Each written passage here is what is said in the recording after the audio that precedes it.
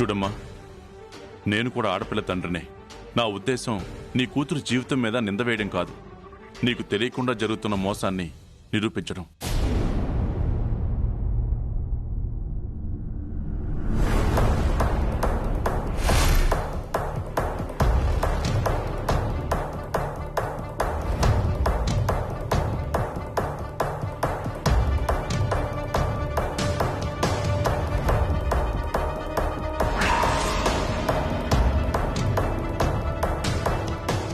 సావిత్రమ్మ, అటు చూడు, రాహుల్.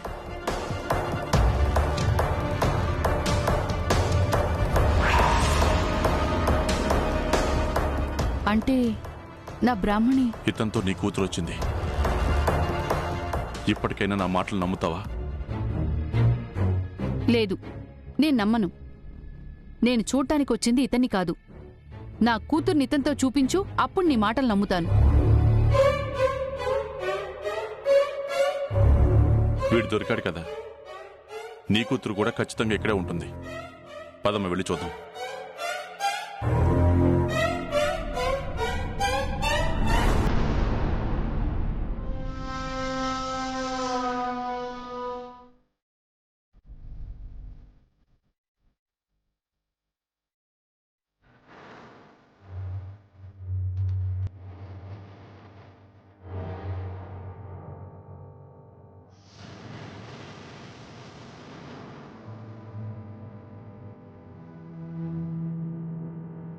ఇంతలోనే రెడీ అయిపోయావా? ఎంతసేపు బాబు, అయినా బయటికి వెళ్ళొస్తానన్నారు కదా, అందుకే ఆలస్యం అయిపోతుందని త్వరగా కట్టేసుకున్నాను. ఇదిగో నీ ఫోను, పర్స్. అక్కడే ఉందా బాబు? అవును, రా వెళ్దాం.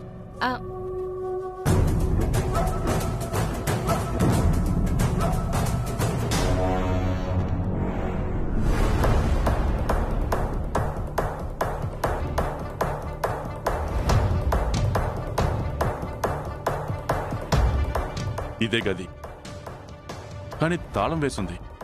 ఇదేనా? నీకు సరిగ్గా తెలుసా లేదా? అవునమ్మా, ఇదే గది. ఇప్పటి వరకు మనం ఉన్న చోట ఉండుంటే మనం చూసేవాళ్ళమేమో. అనవసరంగా ఇక్కడికి వచ్చేసాం. పిల్లిని తిప్పినట్టు వచ్చినప్పటి నుంచి అక్కడికి ఇక్కడికి తిప్పుతూనే ఉన్నావు. నిజంగా నా కూతురు లేకపోవాలి, అప్పుడు ఈ సావిత్రమ్మ సంగతేంటో తెలుస్తుంది. అంతవరకు రానవునమ్మా.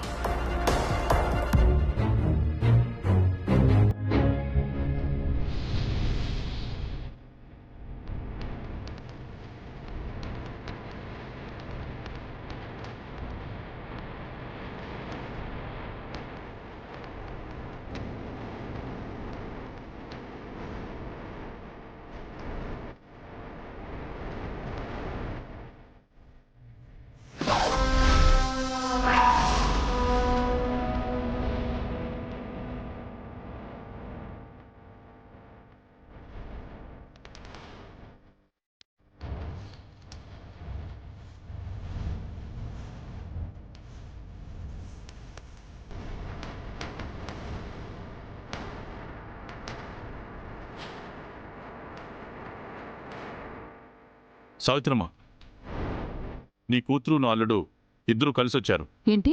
నా కూతురు అబ్బాయితో ఉందా? అవునమ్మా, అదే కదా చెప్తున్నాను. నువ్వు సరిగ్గా చూసావా?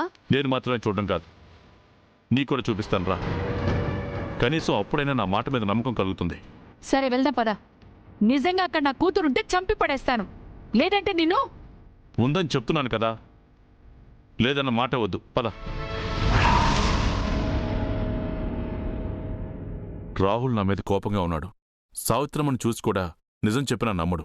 అందుకే నేను ఆగిపోయి సావిత్రమ్మను ఒక్కదాన్ని పంపిస్తాను. సావిత్రమ్మ, నీకు వాళ్ళ గది తెలుసు కదా, నువ్వు వెళ్ళు, నేను ఇక్కడే ఉంటాను. ఏ ఎందుకు? ఇంతకు ముందులా కాకుండా మనం వెళ్లేసరికి వాళ్ళు ఎక్కడికి వెళ్లకుండా చూసుకుంటాను. సరే, నా కూతుర్నే కదా నువ్వు చూసావు. నువ్వు కూడా చూస్తావు, వెళ్ళమ్మా. ప్లీజ్, నా మాట విను.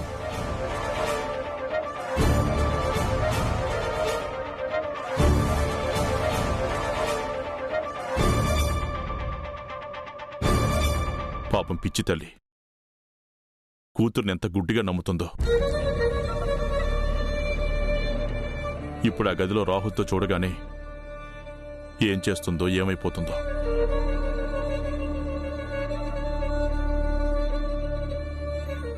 నా కూతురు స్థానంలో వచ్చిన దానికి ఈ శాస్తి జరగాల్సిందే. ఇప్పుడు రాహుల్కి బ్రాహ్మణి గురించి నిజంతో పాటు ఆ వాగ్దేవి ఆడుస్తున్న నాటకం తెలిసి శాశ్వతంగా దూరం పెడతాడు. వాడు పిచ్చెక్కి రోడ్డును పడతాడు. అది చూసి వాగ్దేవి పొగరు, అహం, గర్వం అన్నీ కన్నీరుగా మారి కరిగిపోతాయి. కూర్చుని ఏడవడం దినచర్య అవుతుంది. ప్రాణాలతో లేని నా కూతురి గురించి నేను పడే బాధ కన్నా పక్కనున్న కొడుకు ద్వేషించినప్పుడు పుట్టే బాధ 10 ఉంటుంది. అదే వాగ్దేవి అనుభవించబోతుంది.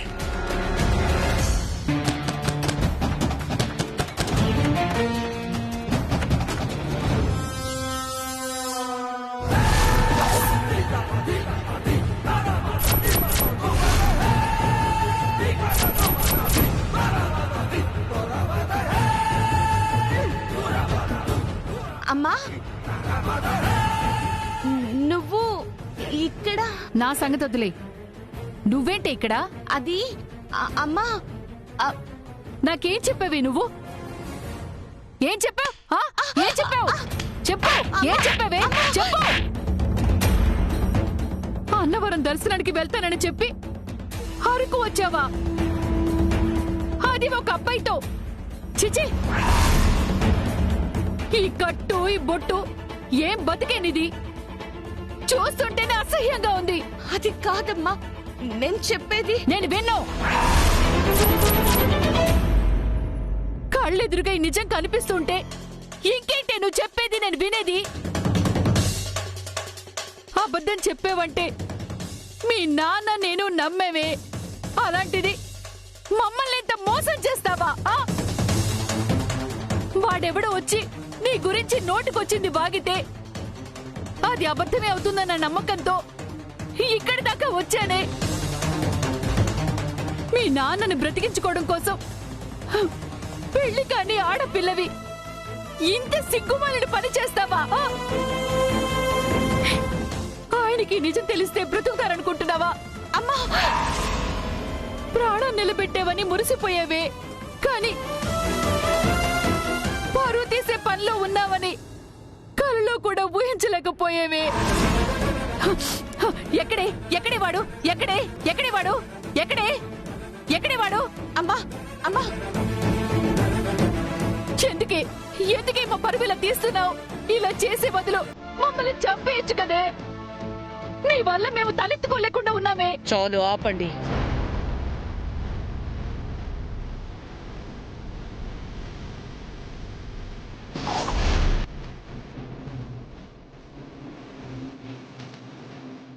మీ కూతురు ఏ తప్పు చెయ్యలేదు. మాటలు అదుపులో పెట్టుకోండి.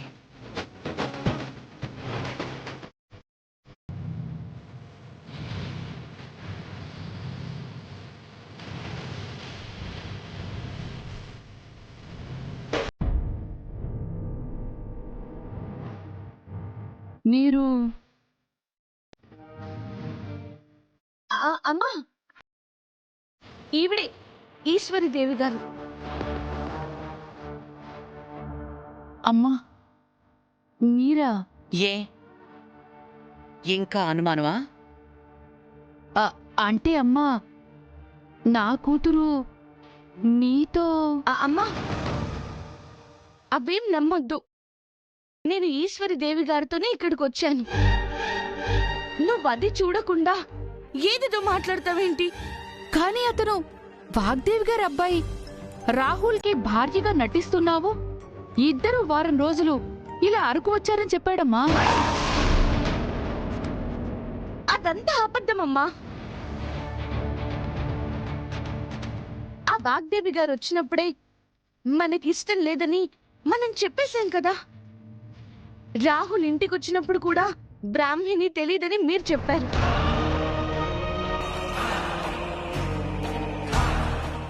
ఆ కథ అంతటితోనే అయిపోయింది. నేను అరకు మాత్రం ఇదిగో ఈశ్వరి దేవి గారితోనే వచ్చాను. అది కాదమ్మా, మరి అన్నవరం వెళ్తారని చెప్పారు కదమ్మా. అనుకున్నాను, కానీ నేనిక్కడ ఎస్టేట్ పని మీద ఆగాల్సొచ్చింది. ఇన్నేళ్లు పెంచిన మీ పెంపకం కన్నా ఎవడో వచ్చి చెప్పిన మాటలే మీకు ఎక్కువయ్యాయా? తన క్యారెక్టర్ అండ్ బిహేవియర్ తెలిసి కూడా ఇంత దూరం నమ్మకం లేక వచ్చారు అంటే ఏంటండి దీని అర్థం? బ్రాహ్మణి నన్ను ఎంత బాగా చూసుకుంటుందో మీకు తెలుసా? అలాంటి కూతురు ఉండాలని నేనే కాదు, సంతోషంగా ఉండాలి అనుకునే ప్రతి తల్లిదండ్రులు కోరుకుంటారు.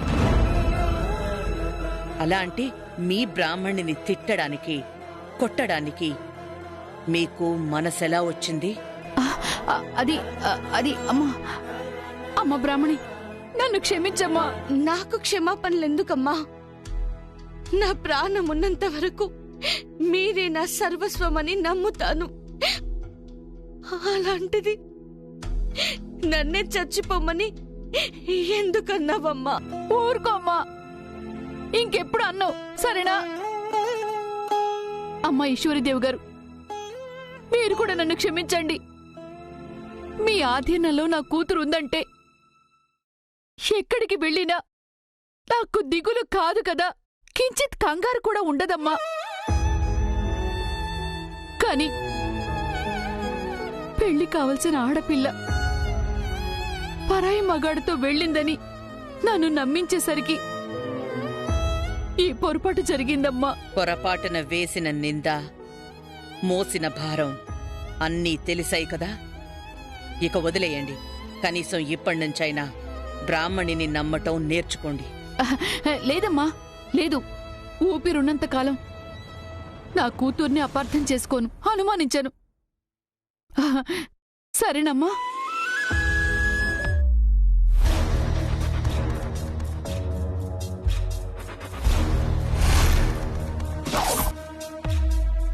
ఈ చీరేంటమ్మా?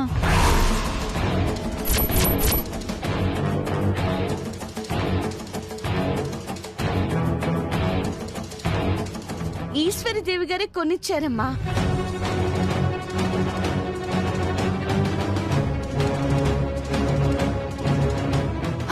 మా అమ్మాయిని మీ సొంత కూతుర్లా చూసుకుంటున్నందుకు చాలా సంతోషంగా ఉందమ్మా. నా కూతురు మీద అనుమానం, భయంతో ఇక్కడి దాకా వచ్చాను. ఇప్పుడు అంతకు మించిన నమ్మకం, ధైర్యంతో వెళ్తాను. నన్ను క్షమించండి అమ్మా, అపార్థం చేసుకుని వచ్చినందుకు.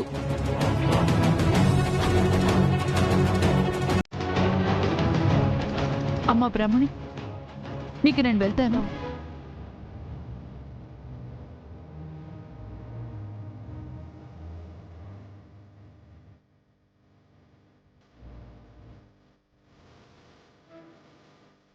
అయ్యో పాపమండి, మా అమ్మ నన్ను చాలా నమ్ముతుంది.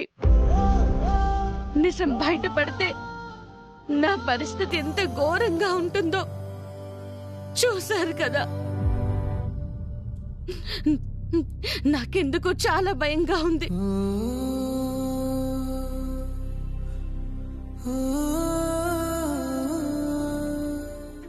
మా అమ్మ వస్తుందని మీకెలా తెలుసు?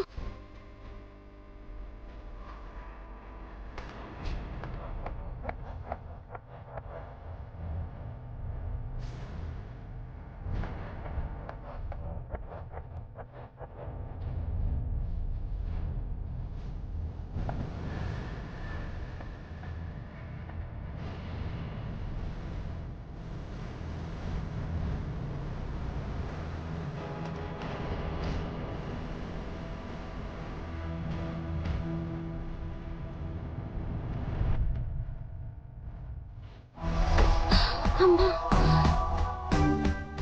మీరు గనక సమయానికి రాకపోయి ఉంటే మా అమ్మకి నేను రెడ్ హ్యాండెడ్గా దొరికిపోయేదాన్ని. చెప్పాను కదమ్మా, ఇంటి నుంచి బయలుదేరినప్పుడే నీకు ఏ ప్రాబ్లం లేకుండా నేను చూసుకుంటాను అని. సరే అమ్మా, నేను వెళ్తాను. రాహుల్ వచ్చేస్తే మనిద్దరం అడ్డంగా దొరికిపోతాం. రామ్మా. అవునమ్మా. అమ్మా, అడగడం మర్చిపోయాను. రాహుల్ నిన్ను బయటికి తీసుకెళ్ళి ఏ ఇబ్బంది పెట్టలేదు కదా? లేదండి, లేదు. Thank God.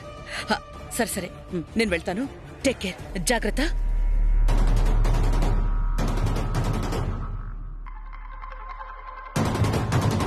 ఈ రిసార్ట్లో ఫస్ట్ నైట్ అరేంజ్మెంట్స్ లాంటివి ఏమైనా ఉంటాయా? ఎస్ సార్, మా రిసార్ట్స్ లవ్ కపుల్స్కి ఫేవరెట్ సార్.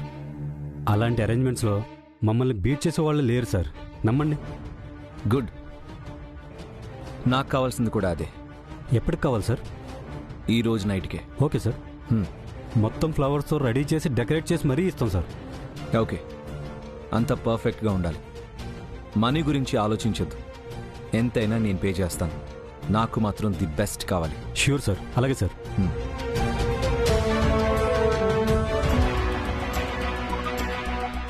ఈ రాత్రికి మాత్రం ఎలాంటి కన్ఫ్యూజన్ లేకుండా క్లారిటీ రావడానికి, నువ్వు నా సరసునే అని కన్ఫర్మ్ చేసుకోవడానికే మన ఫస్ట్ నైట్ అరేంజ్మెంట్స్ చేస్తున్నాను. ఇది నీకు ఆఖరి పరీక్షే కాదు, అగ్ని పరీక్ష కూడా. నెగ్గి నన్ను గెలిపిస్తావో, ఓడి నన్ను బాధ పెడతావో ఈరోజు తేలిపోతుంది.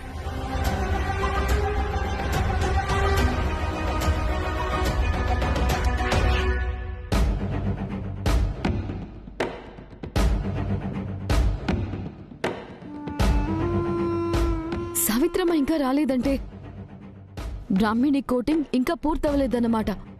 సావిత్రమ్మ కోట అయిపోయి ఉంటుంది. నిజం తెలిసి రాహుల్ కోపడుంటాడనిపిస్తుంది. పాపం ఆంటీ ఇన్ని రోజులు రాహుల్ కోసం ఎంత ఆలోచించిందో. ఇప్పుడు ఏ నిర్ణయం తీసుకుంటారో ఏంటో. నుంచి చూడటమే తప్ప నిర్ణయం తీసుకునే అవకాశం పోయింది ప్రీతి మీ ఆంటీకి.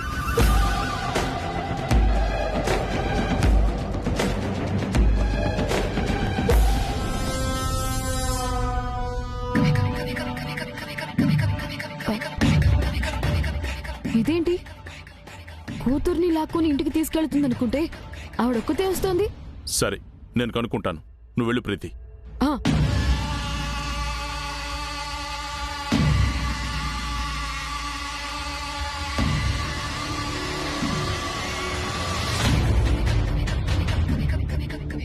ఏంటి సావిత్రమ్మ, ఒంటరిగా వస్తున్నావు? కళ్ళారా నీ కూతుర్ని చూసుకున్నావా? ఇప్పటికైనా నా మాట నమ్ముతావా? చూశాను, కానీ నీ మాట నమ్మను. అదేంటి, అక్కడ రాహుల్ లేడా? లేడు. ఈశ్వరీదేవి గారున్నారు. ఈశ్వరీదేవా? ఆవిడెవరు? మా కుటుంబాన్ని నిలబెట్టిన దేవత. నిన్ను నీ మాటల్ని నమ్మి నిప్పులాంటి నా కూతుర్ని అనుమానించాను. అబద్ధం కూడా ఆడ్డం తెలియని నా కూతుర్ని అపార్థం చేసుకున్నాను. లేదమ్మా, ఎక్కడో ఏదో పొరపాటు జరుగుంటుంది. నీ కూతురు రాహుల్తోనే ఇక్కడికి వచ్చింది. ఈసారి నేను కూడా వస్తాను, పద వెళ్ళి చూద్దాం. నేను రాను. నీ మాట నమ్మను. ఒక ఆడపిల్ల తండ్రివనే కదా చెప్పావు. ఇలాంటి పాప పనులు, జీవితాల్ని నాశనం చేసే నిందలు ఎందుకయ్యా నీకు? నింద కాదమ్మా, నేను చెప్పింది నిజమే. అదిగో మళ్ళీ అలాగే మాట్లాడుతున్నావు. కొంచెం కూడా జ్ఞానం లేదా నీకు? ఆ ఈశ్వరీదేవి గారు నా కూతురు గురించి గొప్పగా చెప్పి నాకు గడ్డి పెట్టబట్టి సరిపోయింది, కానీ లేదంటే నీ మాటలే నిజమనుకునేదాన్ని. ఇంకోసారి నా కూతురు గురించి మా దగ్గర కానీ ఇంకెక్కడైనా తప్పుగా మాట్లాడినా, మా జోలికొచ్చినా, ఈ సావిత్రమ్మ గురించి నీకు తెలీదు, చంపి బారేస్తాను.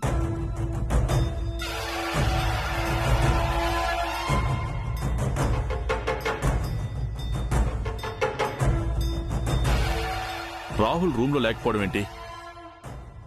ఇద్దరు కలిసి వెళ్ళడం నేను చూశాను కదా. మధ్యలో ఈ ఈశ్వరీదేవి ఎవరు? ఇంకెవరు? మా వాగ్దేవి ఆంటీనే అయ్యుంటుంది. ఎలాంటి ప్రాబ్లం రాకుండా చూసుకుంటానని మాటిచ్చింది కదా, నిలబెట్టుకుంది. అంటే ఆవిడ గారు రావడం రాహుల్కి ఇష్టం లేకపోయినా బ్రాహ్మణికి మాత్రం కలిసొచ్చిందనమాట. ఉన్న ఒక్కదారి మూసుకుపోయింది. ఇప్పుడేం చేయాలి? ఏం చేసినా ఎంత చేసినా వేస్ట్ అని ప్రూవ్ అయింది కదా, ఇంకెందుకు మీరు ఇక్కడ? బయలుదేరండి.